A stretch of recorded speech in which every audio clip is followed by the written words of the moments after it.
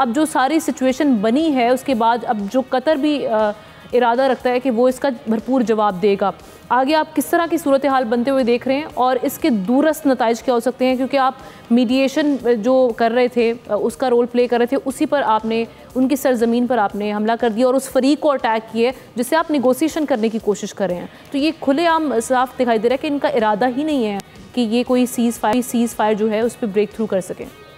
बिस्मिल्लाहिर्रहमानिर्रहीम, बहुत बहुत शुक्रिया। देखिए, सबसे पहले तो शदीद तरीन अल्फाज में मुरम्मत भी है कतर के हवाले से, लेकिन दूसरी जाने बात यह है कि कतर ने कहा है कि हम इसका जो है वो जवाब देंगे। अब जवाब क्या दे सकते हैं, क्योंकि बात यह है कि उनके जो डिफेंस मैकेनिज्म जितना भी मौजूद है, दुनिया के बेहतरीन जहाज़ मौजूद हैं, एयर डिफेंस सिस्टम मौजूद हैं, जिनको हमने बाकायदा एक्टिवेट होते देखा। इजराइल जब ईरान के हम तरफ से मिसाइल दागे गए तो वो अमरीकी जो कि उसको चला रहे हैं, तो जाहिर है उनकी जानिब से जो है वो न्यूट्रलाइज कर दिया गया।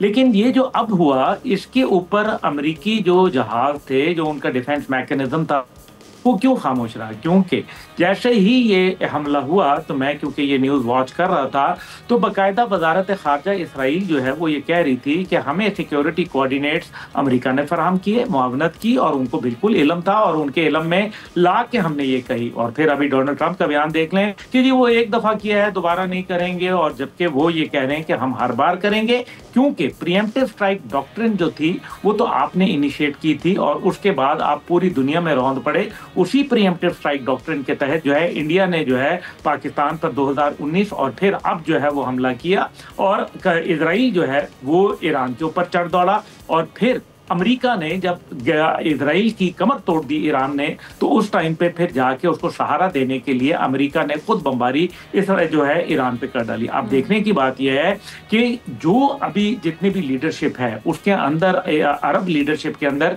एक बहुत खतरनाक सूरत हाल पैदा हो गई है, क्योंकि ग्रेटर इसराइल का नक्शा उन्होंने बड़ा वाज़े बता दिया हुआ है और उसके अंदर उन्होंने तमाम मुल्क, जिसमें सऊदी अरब खुद शामिल है, इंडिकेट कर दिया है। अभी जो दुनिया के अंदर पूरा वावेला मचा हुआ है वो नेतन्याहू का 2 मिनट का वो क्लिप है जिसके अंदर 2 दफा उसने पाकिस्तान के ऊपर जो है वो बात कही है और पाकिस्तान से अपने जो खतरात और तहफ़्फ़ुज़ात का इजहार किया। अब ये आप देखें इसका क्या मतलब है। इससे पहले नेतन्याहू जो है पाकिस्तान और ईरान का नाम ले चुका है कि हमें ये थ्रेट है और हम इनकी न्यूक्लियर पावर नहीं बनने देंगे किसी सूरत, और माजी में वो ऐसा कोशिश भी कर चुका है 1987 के अंदर। एक्सपोज है इंडिया के साथ। जी बिल्कुल, आप देखें कि किस तरीके से उनके ड्रोन्स और उनके जिस तरीके से ऑपरेट किए गए, ये तमाम चीज़ें जो है इजरायली पायलट जो थे वो 67 इजरायली पायलट बाकायदा भारत में मौजूद थे। और ये बात तो अब मेरे ख्याल में किसी से ढकी छुपी नहीं रही। ये बात अब देखिए, अब गौर करने वाली बात यह है कि मशरक़ वुस्ता के अंदर एक ऐसे वक्त में जब 3 सितंबर को चाइना ने बाकायदा सुपर पावर अपने आप को डिक्लेयर किया और एक बेहतरीन मिलिट्री परेड जो है वो लाए, और अमेरिका ने ये कहा कि ये इत्तेहाद जो है ये हमारे खिलाफ बनाया गया, एक हफ्ते के अंदर अंदर उन्होंने चाइना की इस बात को रद्द कर दिया कि चाइना जो है वो कह रहा था कि दुनिया अब मल्टीपोलर हो गई है, दुनिया अब यूनिपोलर नहीं रही। लेकिन उन्होंने ये साबित किया कि किस तरीके से मामला कर रहा है। अब अरब न्यूज़ जो है वो खुद ये बात कर रही है कि जनाब बाकायदा बरतानिया ने और अमेरिका ने रिफ्यूलिंग करवाई और जो मुआवनत इसके अंदर हमले में पैदा कराई। एक तरफ ये वही कतर था जिसने अमेरिका को अफगानिस्तान से इनखला करने में दोहा मुज़ाकरात के नतीजे में उनको वहां से बाइज्जत वापस जाने दिया। ये वही कतर था जिसने अभी $40 करोड़ का जहाज जो है वो तोहफतन जो है डोनाल्ड ट्रंप को दिया, और ये वही कतर था जिसने हमास के सामने इसराइल को बिठा के मगवियों को, इसराइली मगवियों को रिहा करवाया।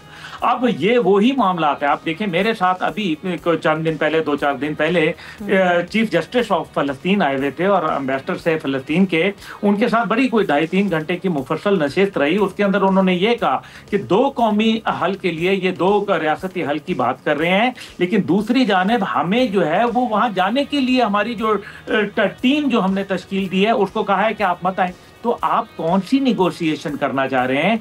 अरब दुनिया अब ये कह रही है कि ये बारी बारी सबका मामला आएगा, लेकिन वो कहते हैं ना कि 15 दिन अगर आपने ये जो 15 तारीख कुछ कर भी नहीं रही ना अभी तक, तो हम कंडेमनेशन से आगे बढ़ते हुए देख ही नहीं रहे या इजलासों से आगे बढ़ते हुए। आप और कुछ नहीं कर सकते थे तो आप उनसे सिफारती ताल्लुकात तो मुनक़ते कर सकते हैं ना। यूएई है, दीगर ममालिक हैं, सिफारती ताल्लुकात मुनक़ते कर लें। इसका मतलब है कि देखें अरब लीग है, गल्फ कंट्रीज कॉर्पोरेशन है, आपका जो है वो OIC है, ये तमाम कहाँ खड़े हैं? इसका मतलब यह है कि सिर्फ क्या एक एक करके जो है आप इंतजार करेंगे कि आपके घर इसराइल जो है वो पहुंच जाएगा और बिन बुलाए मेहमान की तरह जो है वो, बल्कि एक डाकू की तरह और जो ये है वो होता हुआ दिखाई भी दे रहा है। डिवाइड एंड रूल वाला एक जो सिचुएशन है वो बहुत खुलेआम हमें दिखाई दे रही है कि बाद जिस तरह से एक माजी में अगर हम एक महीने की बात करें 6 से 7 अरब कंट्रीज पर हमला आवर होना इसराइल का, ये आई ओपनर होना चाहिए था। सब्सक्राइब करें और बेल दबाएं ताकि कोई खबर रह न जाए।